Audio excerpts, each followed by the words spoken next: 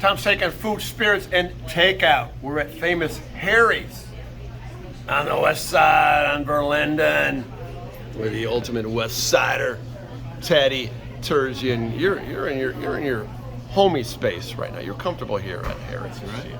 Yeah. So when we have a special guest, Doug Fox. Now he couldn't make it, but Doug Fox, the Fowler phenomenon, right? Sure. The nephew of George Fox, who we lost just recently, the great Hall of Famer George Fox. We're going to talk a little bit about that, but we're going to talk about Harry's, and I'll tell you what, this place got some history, right? As I pan around it, Teddy, you talk about what Harry's mean to you.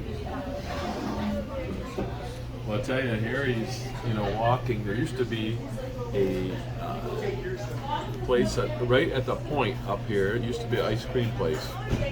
It was a Tasty Freeze or something, but they had hamburgers and all that. Yeah. We used to walk from Sexton up there. We'd come by Harry's, and then but across the street was Fisher Body. Across the street, Fisher Body. Not that case anymore, right? Nothing there.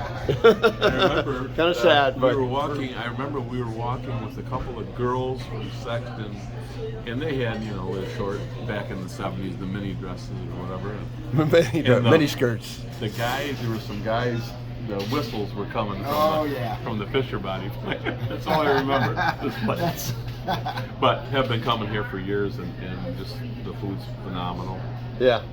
Doug Fox, you're a Fowler guy, but you're a West Sider right now. Okay. That is correct. And you just admitted to me that you have had basically on this menu right here in front of me, you've had everything on it.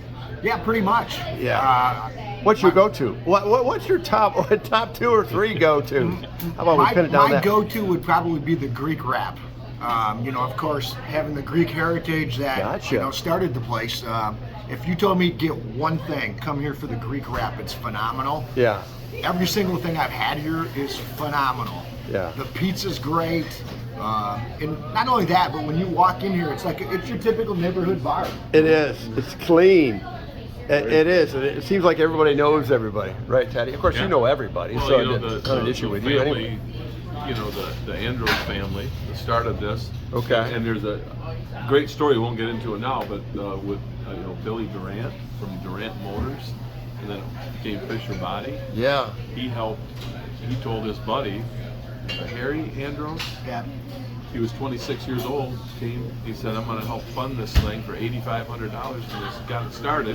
So 1921 they says on the sign, as we have posted here on the Facebook. Somewhere for his workers to come and eat. Yeah. It's Sexton High School just down the corner here, and it is a little sad though that what across the street's not there for all West Siders, and this West Side neighborhood. This is a great neighborhood over here. Absolutely. You go drive down those streets. It's well kept up. It's still well kept. And very nice houses, big brick houses. Did your Uncle George Fox ever come to Harry's? That's a good question. I don't know. Yeah. I never brought him here, but we established several bars in the past, but he liked to have his Pabst Blue Ribbon every once in a while. PBR, baby. He was a PBR man, which was really interesting because it's one kind of beer that I'm not very fond of. But I don't know if he's ever been here or not. I'll bet you George stepped in. It's probably too close to Sexton, right? He's an Everett guy or Rafferty guy. He's a West Sider and a Rafferty guy. Right up the street. That's right up the street. So anyway, real quickly though, we lost George and just a legend in this community. It capsulized, if you will, the void now that's gone. Because you were real close, especially after you moved back from Ohio with your uncle. Yeah, you know what? I was really fortunate when I moved back. I spent a lot of time with George. We went to a lot of high school games together. When I was the assistant coach at Portland, he came to several of my games. The one thing that I always found curious about George was it didn't matter where you went, somebody always knew who he was. You think? It's amazing. Well, he was the mayor of Lansing. But the thing that I always gathered from him was the fact that even though everybody knew who he was so humble. Unbelievable. He was probably the most humblest guy that I've ever met. there's so much I learned from him just in the last few years of being with him. Yeah. And ironically enough, his birthday is this June 26th. He'd have been 89. Yeah. Oh, that's So, amazing. Well, yeah. what a great life. Of course, you talk about going to basketball games, Teddy. He'd call you up, say, let's go watch some basketball. Yeah. I can't see that. Wow, can you drive, Teddy? I need to go out to West Philly. Is that how that played down? We took a nice ride out there, and we walked in that gym, and it was like Jesus was walking in. And everybody was like, "Hey, George!" He was like, God. Oh, God, that's awesome. And you, just sitting next to him during games, you learn so much.